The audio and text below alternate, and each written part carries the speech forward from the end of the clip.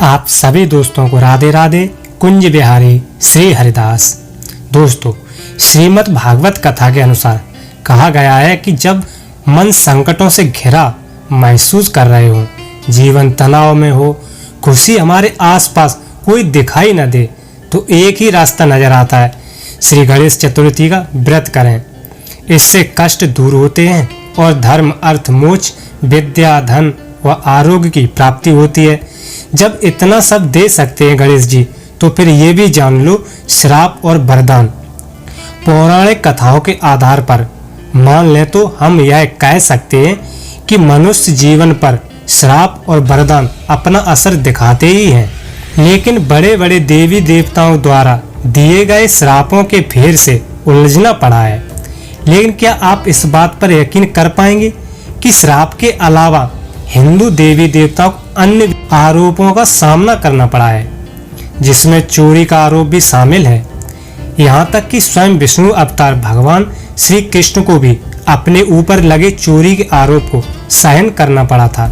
यह कथा श्री कृष्ण जी पर लगे चोरी के आरोप और विघ्नहर्ता गणेश जी द्वारा चंद्र को दिए गए श्राप से जुड़ी है, जिसका उल्लेख पौराणिक कथाओं में मिलता ही है।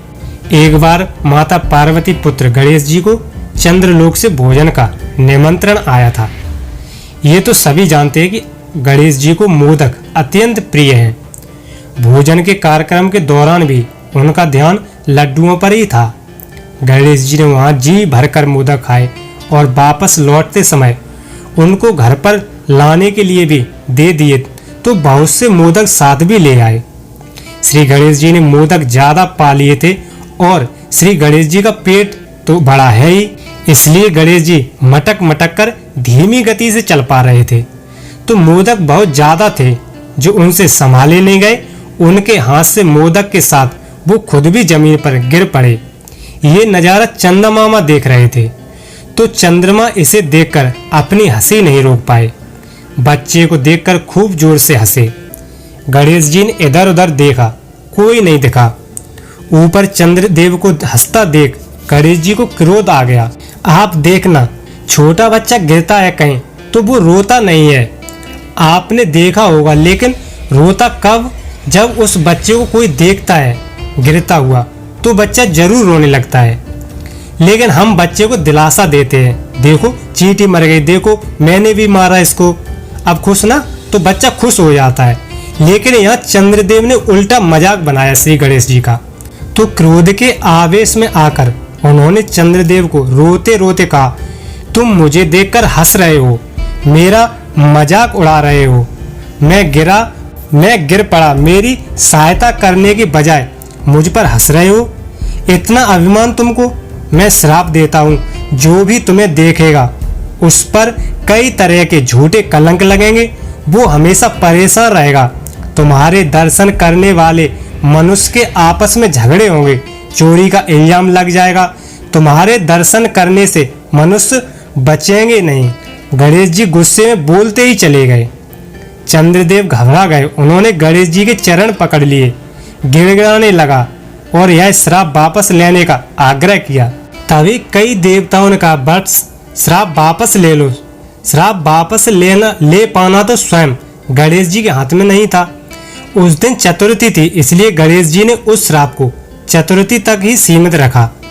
इसीलिए चंद्रमा को सबक सिखाने के लिए गणेश जी ने एक दिन का श्राप रखा। पता लगे किसी का मजाक उड़ाना कितना भारी होता है। चतुर्थी का चांद न देखने के पीछे शायद इसी पौराणिक कथा की भूमिका है।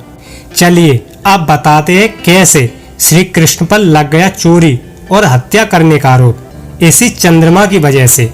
कहा जाता है चतुर्थी का चांद देखने वाले पर कलंक 100% लगता है।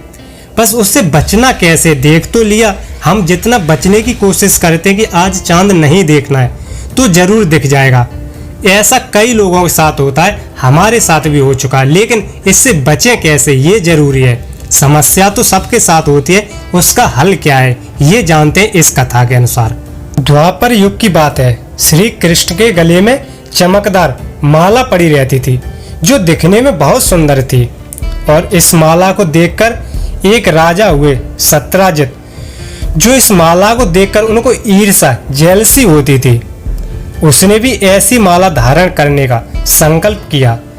सत्राजित नाम के यदुवंशी राजा थे जो सूर्यदेव के काफी बड़े भक्त थे। जिसने सूर्यदेव को प्रसन्न कर लिया, सूर्यदेव से इनकी मित्रता हो गई हो मानो, ऐसी इनकी भक्ति थी।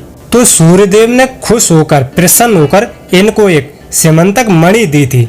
उस मणि का गुण था कि जिसके पास ये मणि होगी उसको कभी भी बुढ़ापा नहीं आएगा। जिस भी व्यक्ति के पास यह चमत्कारी मणि होती थी उसके जीवन में कभी कोई समस्या नहीं आती थी। इसके अलावा वह मणि प्रतिदिन 160 किलो सोना देती थी। तो राजा के गले में सूर्यदेव ने मणि डाल दी। राजा तो खुश हो गया और राजा उस मणि को पहनकर पूरी द्वारका में घूमता रहता था अपना रुतबा दिखाने के लिए। और लोग देखते थे और बड़े आश्चर्य में पड़ जाते थे, कितनी कमाल की मणि है, ऐसा सब लोग प्रशंसा करते थे। तो राजा और खुश होता था। देखो, व्यक्ति को हमेशा दिखावे से बचना चाहिए। भगवान ने सत्राजित को बहुत समझाया पर सत्राजित नहीं माना। श्री कृष्ण ने कहा, इस मणि को राजकोष में आप जमा कर दो। ऐसी संपत्ति का दिखावा करना ठीक नहीं है। तुम्हारे पास धन है, अच्छी बात है, इसका सदुपयोग करो, राष्ट्र हित में लगा दो धन।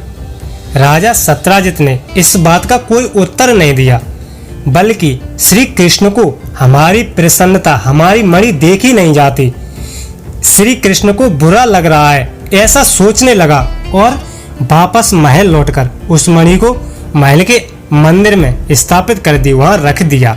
गणेश चतुर्थी के दिन श्री कृष्ण भोजन करने के बाद अपने महल में टहल रहे थे। उनकी नजर चंद्र पर पड़ गई।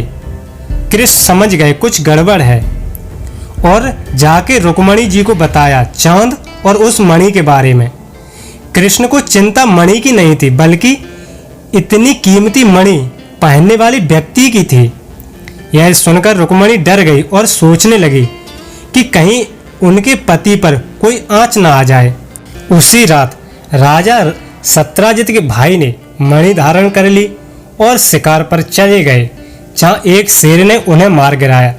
सीमंतक मणि उस शेर के पंजे के नाखून के बीच में फंस गई। जामंत ने शेर के पंजे में चमकती मणि देखी। उस शेर का शिकार जामंत ने किया और वह मणि हासिल कर ली। जामंत वह मणि लेकर अपनी गुफा में चले गए।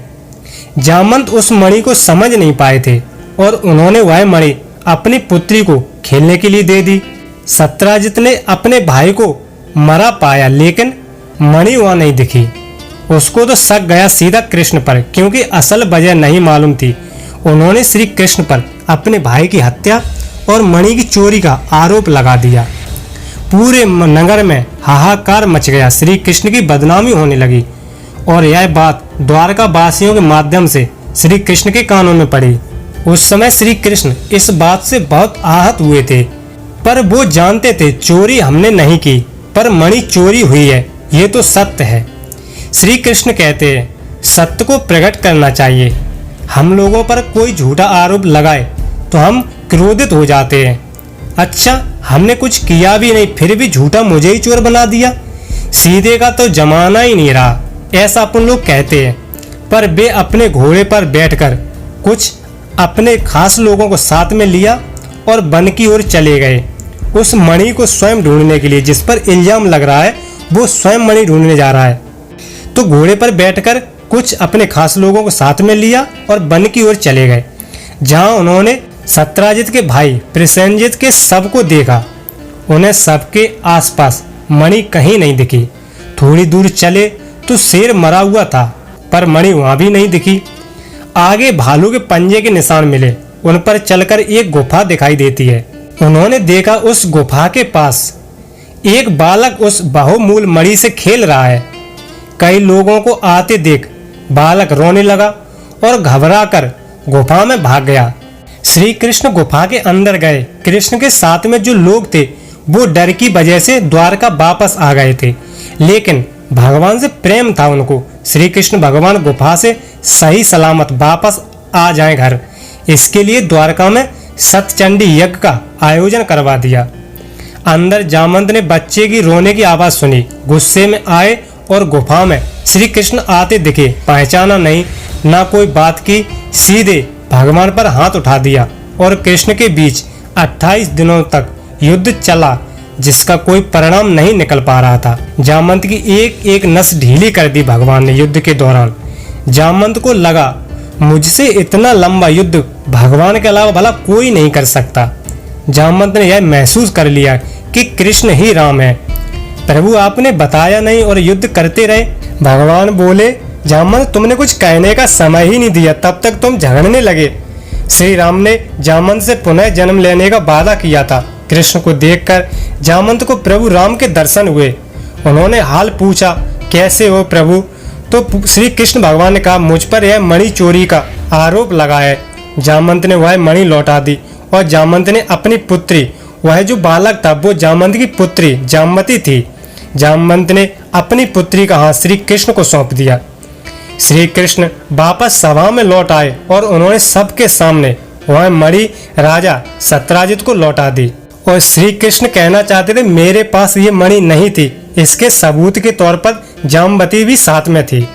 सत्यराजित को अपने किए पर बहुत पछतावा हुआ, बीच सभा में शर्मिंदा हो गया और भगवान से माफी मांगी। लेकिन सत्यराजित दिमाग का बहुत तेज था, सोचा चोरी का आरोप लगाया है, कृष्ण पर बैर तो हमेशा रहेगा, क्यों ना इस कलंक को हमेशा के लिए समाप्त कर दिया जाए। पश्चाताप के करने के लिए सत्यराजित ने अपनी पुत्री सत्यभामा का विवाह श्री कृष्ण भगवान से करने का आग्रह किया। सामने बैठे हुए थे बलराम भैया, जिन्होंने श्री कृष्ण की ओर लाल पीली आंखें की, इशारे में कहने लगे, कान्हा क्या कर रहे हो? एक रुक्मणी पहले से और दूसरी जामवती को अभी लेकर ही आ रहे हो, और अब तीसरी दुल्हन फिर कान्हा? कान्हा ने कहा इशारे में, भैया पहले दोनों विवाह भागम भाग में हुए तो आपके सिर पर पगड़ी नहीं सजी, इस पर थोड़ा बारात लेकर चलोगे तो आपकी खातिरदारी हो जाएगी। बहू के जेठ के तौर पर आप बहू के जेठ हो, बड़े भाई के तौर पर आपका सम्मान होगा, आपका आदर होगा। इस तरह तीसरा विवाह भगवान श्री कृष्ण का संपन्न हुआ सत्यभामा जी के साथ। गलती से अगर गणेश चतुर्थी का चांद दिख जाए किसी को, तो वो या तो इस कथा का पाठ स्वयं कर सकता है या कथा किसी के माध्यम से भी सुन सकता है। उससे जो कलंक लगा दोष वो समाप्त हो जाता है, उसका प्रभाव समाप्त हो जाता है। तो दोस्तों, आपको वीडियो पसंद आया हो तो वीडियो को लाइक, चैनल को सब्सक्राइब जरूर करें। धन्यवाद।